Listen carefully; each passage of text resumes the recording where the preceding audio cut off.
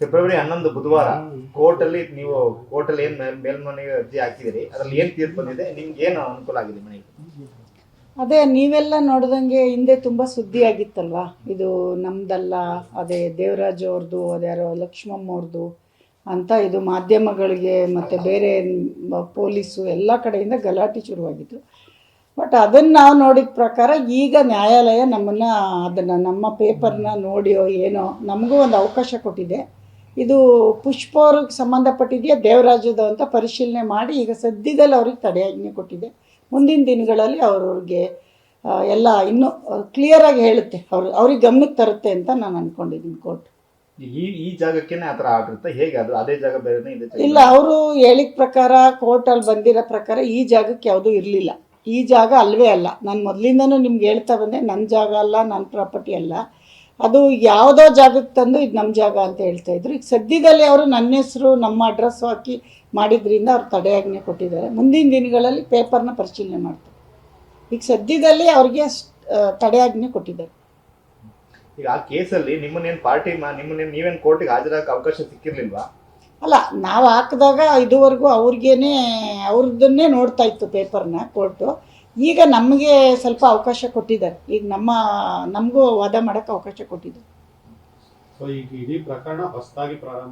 ಹೌದು, ಈಗ ನಮ್ಮ ಜಾಗ ನಮ್ಮದು ಅಂತ ದೇವರಾಜ್ ಅವ್ರು ಬಂದಿದ್ದರಿಂದ ಮತ್ತು ಅವರ ಕಡೆಯವರೆಲ್ಲರೂ ಬಂದು ಗಲಾಟೆಗಳು ಯಾವುದೋ ಮಾಡ್ದಂಗೆ ನಮಗೆ ಈಗ ನಮ್ಮದೇ ಪೇಪರು ಅನ್ನೋದು ನಮಗೆ ಮುಂಚೆಯಿಂದನೂ ಖಾತ್ರಿ ಇತ್ತು. ಈಗ ಇದ್ದಿದ್ದು ಕೋರ್ಟು ಇರೋದ್ರಿಂದ ನಮಗೊಂದು ನಂಬಿಕೆ ಬಂತು ಕೋರ್ಟ್ ಮೇಲೆ. ಇದು ನಮ್ಮ ಪೇಪರ್ ನಮ್ಮದೇ ಅಂತ ನಮಗೆ ಖಾತ್ರಿ ಆಯಿತು. ಯಾಕೆಂದರೆ ನಾವು ಮೊದಲಿಂದ ಹೇಳ್ತಾ ಇದ್ದೆ, ನಿಮ್ಮ ಚಾನಲ್ಗೂ ಹೇಳ್ತಾ ಇದ್ದೆ, 100% ನಮ್ಮದು ಪೇಪರ್ ಅದು, ನಾನು ಯಾವುದೂ ಡೂಪ್ ಮಾಡಿಲ್ಲ, ಯಾವುದೂ ಫೇಕ್ ಇಲ್ಲ ಅಂತ. ಅದೇ ಥರ ನ್ಯಾಯಾಲಯನೂ ಅದನ್ನು ನಮ್ಗೆ ಅವ್ರ ಗಮನಕ್ಕೆ ತಂದಿದೆ ಅಂತ. ಈಗ ನಿಮ್ಗೊಂದು ರೀತಿ ಸಮಾಧಾನ ಆಗಿದೆ ಈ ಒಂದು ಇದು ಅವಕಾಶ? ಹೌದು, ಯಾಕೆಂದರೆ ಸಮಾಧಾನ ಅನ್ನೋದಕ್ಕಿಂತ ಜನಕ್ಕೆ ಒಂಥರ ಮಿಸ್ಗೈಡ್ ಮಾಡಿಬಿಟ್ಟಿದ್ರು ಇವರೇನೋ ಪಕ್ಕದಲ್ಲಿದ್ದಾರೆ, ಒತ್ತಲಿಸಿದ್ದಾರೆ, ಆ ಥರದ್ದು ಯಾವುದೂ ಆಗಿಲ್ಲ. ಈ ಜಾಗದ ಮೇಲೆ ಅಲ್ವೇ ಅಲ್ಲ, ಅವ್ರು ಬರ್ತಾ ಇದ್ದಿದ್ದು ಗಲಾಟೆ ಈ ಜಾಗದ ಮೇಲಲ್ಲ. ಅವ್ರು ಯಾವುದೋ ಜಾಗ ಇಟ್ಕೊಂಡು ಬಂದು ಗಲಾಟೆಗಳು ಮಾಡಿದ್ದು. ಅದು ಈ ಮಾಧ್ಯಮಗಳಿಗೆ ಅದು ಗೊಂದಲ ಇತ್ತು. ಇವಾಗ ಕ್ಲಿಯರಾಗಿ ನಾನು ಹೇಳ್ತಾ ಇದ್ದೀನಿ, ಆ ಪೇಪರು ಈ ಪೇಪರ್ಗೂ ಯಾವುದೇ ಸಂಬಂಧ ಇಲ್ಲ. ಅದು ನ್ಯಾಯಾಲಯ ಹೇಳಿರೋದ್ರಿಂದ ನಾವು ಇವತ್ತು ನಿಮಗೆ ನೀಟಾಗಿ ಹೇಳ್ಬೋದು. ಈಗ ಅದೇ ಆರ್ಡರ್ ಇನ್ನೊಂದು ಹೇಳಿದೆ ಅಂತೆ, ಆ ಜಾಗನ ನೀವು ಹೋಗಂಗಿಲ್ಲ ಅಥವಾ ಇನ್ನೊಂದು ಏನೋ ಮಾಡಂಗಿಲ್ಲ ಅಂತ ಕೂಡ ಡೈರೆಕ್ಷನ್ಸ್ ಇದೆ ಅಂತ. ಗೊತ್ತಿಲ್ಲ ನಂಗೆ, ಅದು ನಮ್ಮ ಲಾಯರ್ ಕೇಳಬೇಕು. ಅಂದರೆ ಈ ಜಾಗ ನೀವು ಅನುಭವದಲ್ಲಿರೋ ಜಾಗಕ್ಕೆ ಬೇರೆಯವ್ರು ಬರೋ ಹಾಗಿಲ್ಲ, ಅದಕ್ಕೂ ಕೂಡ ಆದೇಶನ ಅಂದರೆ ಮಾರಂಗಿಲ್ಲ ಅಂತನಾ? ನಾವೇನಕ್ಕೆ ಮಾರಕ್ಕೆ ಹೋಗೋಣ? ನಮಗೆ ಮಾರೋ ಅಂಥದ್ದಾಗಲಿ ಬಾಡಿಗೆ ಕೊಡೋ ಅಂಥದ್ದಾಗಲಿ ನಮಗೇನಿಲ್ಲ. ನಾವು ನಮಗೆ ಯೂಸ್ ಮಾಡ್ಕೊತಾ ಇದ್ವಿ.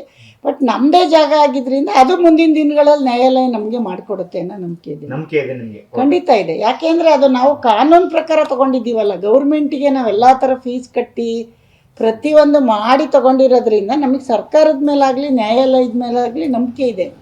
ಈ ಮಧ್ಯ ಬಂದು ಸುಮ್ಮನೆ ಮಿಸ್ಗೈಡ್. ಆಮೇಲೆ ಇನ್ನೊಂದು ಬೇಜಾರು ಏನಂದರೆ, ಏಕಾಏಕಿ ಬಂದು JCB ತಂದು ಹೊಡೆದಿರೋದಕ್ಕೆ ಅವ್ರ ನ್ಯಾಯಾಲಯ ನಮಗೆ ಸರಿಯಾದ ಮಾಹಿತಿಯಲ್ಲಿ ಅವ್ರಿಗೆ ಆ್ಯಕ್ಷನ್ ತೊಗೋಬೇಕು ಅಂತ. ಯಾಕೆಂದರೆ ಯಾರದೇ ಮನೆ ಯಾರೇ ಹೊಡಿಬೇಕಾದ್ರೂ ಪರ್ಮಿಷನ್ ಇರಬೇಕು.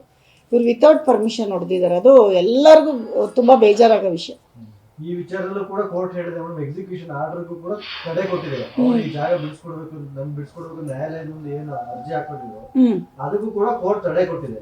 ಅದು ಏಕಾಏಕಿ ಒಂದು ಕಾಂಪೌಂಡ್ ಹೊಡೆದ್ರು. ಅದನ್ನ ಪೊಲೀಸರು ನಿಮ್ಮ ಪರವಾಗಿ ನಿಲ್ಲಿಲ್ವಾ? ಪೊಲೀಸವರೇ ತುಂಬ ಸಪೋರ್ಟ್ ಮಾಡಿದ್ದು ಅವ್ರಿಗೆ, ನಮಗೆ ಮಾಡಲಿಲ್ಲ. ಬಟ್ ಅದಕ್ಕೆ ನಾನು ಮುಂದಿನ ದಿನಗಳಲ್ಲಿ ಕ್ರಮ ತಗೋತೀನಿ. ಪೊಲೀಸ್ ಮೇಲಾಗ್ಬೋದು, ನಮ್ಗೆ ಯಾರ್ಯಾರು ಬಂದಿಲ್ಲಿ ಡೈರೆಕ್ಟಾಗಿ ಬಂದು ಇದು ಜಾಗ ನಂದು ನೀವು ಫೇಕ್ ಮಾಡ್ತಾ ಇದ್ದೀರಾ ಅಂತ ಯಾರು ನಮ್ಮ ಮೇಲೆ ಅಟ್ಯಾಕ್ ಮಾಡೋಕ್ಕೆ ಬಂದಿದ್ರು ಅವ್ರ ಮೇಲೆಲ್ಲ ನಾನು ಬೆಂಗಳೂರು ಹೆಡ್ ಆಫೀಸಿಂದ ಆದರೂ ಬಿಡಲ್ಲ ನಾನು. ಯಾಕೆ ಅಂದರೆ ಇಲ್ಲಿ ನಂಗೆ ನ್ಯಾಯ ಸಿಗಲಿಲ್ಲ ಅಂದರು ನಾನು ಮುಂದಿನ ದಿನಗಳಲ್ಲಿ ಬೆಂಗಳೂರು ದೊಡ್ಡ ಅಧಿಕಾರಿಗಳ ಹತ್ರ ಹೋಗಿ ನಾನು ಫೈಟ್ ಮಾಡ್ತೀನಿ. ಇಲ್ಲಿಗೆ ಬಿಡಲ್ಲ ನಾನು ಇದನ್ನು. ಯಾಕೆಂದರೆ ಇದು ನನಗೊಂದು ದೊಡ್ಡ ಅವಮಾನ.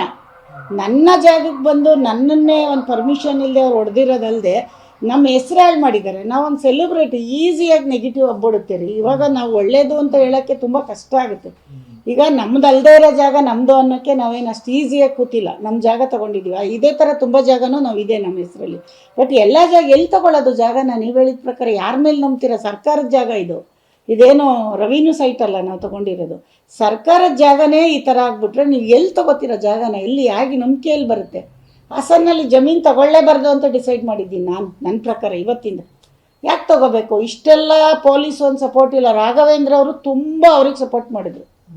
ರಾಘವೇಂದ್ರ ಖುದ್ದಾಗಿ ನನ್ನ ಜೊತೆ ಜಗಳಕ್ಕೆಲ್ಲ ಬಂದಿದ್ದಾರೆ. ನಾನು 3 ಅವರ್ ಸ್ಟೇಷನಲ್ಲಿ ಕೂತಿದ್ದೀನಿ, ನೀವು ಬಂದಿದ್ರಿ ಮಾಧ್ಯಮದವರು, ಒಂದೇ ಒಂದು ಆ್ಯಕ್ಷನ್ ತೊಗೊಂಡಿಲ್ಲ. ನಮ್ಮ ಪರವಾಗಿ ಅವ್ರ ಮೇಲೆ ಒಂದು FIR ಮಾಡಲಿಲ್ಲ ರಾಘವೇಂದ್ರ. ಇದನ್ನು ನಾನು ಪೊಲೀಸ್ ಅಧಿಕಾರಿಗಳ ಕೇಳೋಕ್ಕೆ ಇಷ್ಟಪಡ್ತೀನಿ. ನನ್ನ ತಪ್ಪಿದರೆ ಅವರು ನನಗೆ ಶಿಕ್ಷೆ ಮಾಡಲಿ, ಅವ್ರು ತಪ್ಪಿದರೆ ಖಂಡಿತ ಅವ್ರು ಶಿಕ್ಷೆ ಕೊಡಲೇಬೇಕು.